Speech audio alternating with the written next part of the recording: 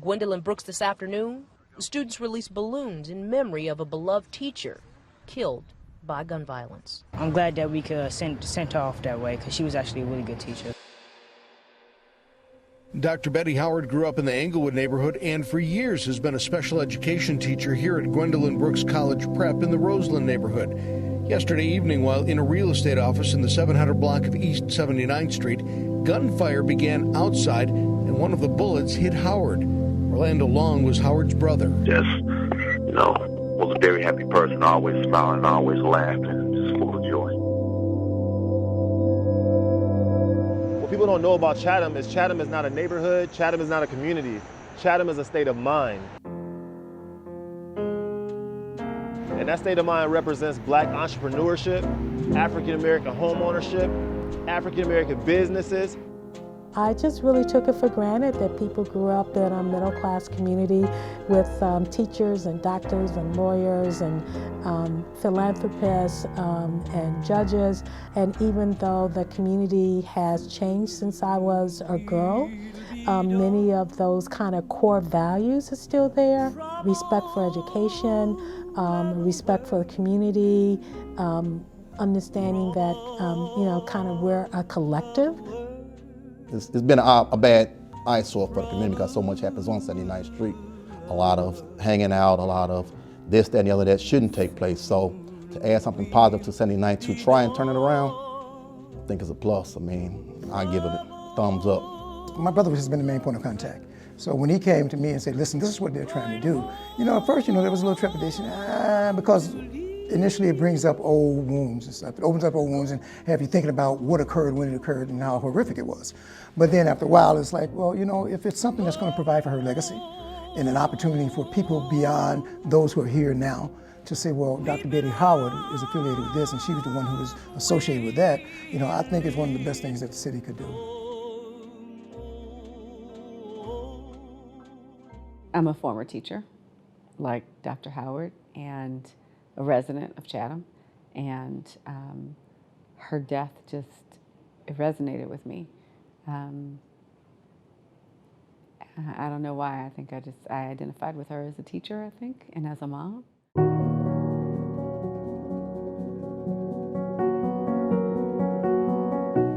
So the importance of this space is really rooted in creating opportunity for people in the community. And I think also creating an opportunity for us to decrease the number of young men who feel hopeless, who feel that they have to be connected to a gang for their identity, who wind up shooting randomly into a space and killing somebody who has been focused on trying to improve other people's lives.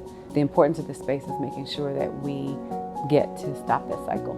This is going to do a great service for people who live in Avalon Park, Chatham, Greater Grand Crossing. Is going to give them access to a facility that is in their neighborhood where they feel safe, that they can walk to, or it's just 1 or 2 bus rides away. The center proves the power of public and private sector partnerships. The Chicago Cook Workforce Partnership has been a longtime partner in our city and has spearheaded a number of initiatives and projects that diagnose and treat the deep-rooted inequities Chicago continues to grapple with. Now, the center continues this work by forging partnerships with city officials, community leaders, and stakeholders to create a state-of-the-art place where Chatham residents can meet, can heal, and learn. Congressman Rush was very disturbed and brought together civic leaders, religious leaders, community activists from across his district to try to figure out how to respond to the violence. And the commitment of the partnership at that point was to try to put together a workforce center in Chatham to serve not just that community, but the larger Mid-South side. This sits right here as a beacon to the future of young people, people who are unemployed, single mothers, teenage mothers, those who have no hope. This is the center of hope. Well, people can look forward to the Maker Lab, which is the first of its kind on the south side of Chicago. We were also be offering classes through Jane Addams Resource Corporation and Daly College in manufacturing. So there'll be courses in blueprint reading, CNC machining, electric circuitry, as well as AutoCAD. One of the areas that we're going to be training in is in mechanical assembly, as well as 3D printing. We'll also have some training for basic math and reading instruction for individuals that need a little bit of extra help there. My goal for every training that I get, my goal is to mold them. So whatever company they get, they can mold them to whatever they need. You know, you get people that got that one-track mind or they're really good at one thing. My goal is to make you so versatile that whatever company you go to, whatever you venture off and do, they will be able to mold you to exactly what they need, instead of just getting someone that's like, oh, I'm just good at this and this only, you know. They're gonna get someone that wants to learn some of everything. When I actually pulled up there and I got out of my car, someone, a community person, you know, a community member comes up and says, hey, you know, I've seen this beautiful building, I've seen what you guys are doing, and I'm hearing that you're gonna do some classes here. How do I sign up? How do I do this? And I'm thinking to myself, oh my God, did Karin set this up, you know? Did she get somebody, you know, just to do this just because we're walking up here? But no, it was actually someone wanting to, you know, really being excited about seeing this transformation that was occurring on this block. And to those who, like us, have been blessed with great material wealth, I want to encourage them, at least Chicagoans, to invest in our communities, to help other Chicagoans. We have the resources. We need to use them. We need to invest in ourselves. To see now that there is a workforce development that's going to teach education, which she was so strongly involved in, it's like it's surreal. It's unbelievable.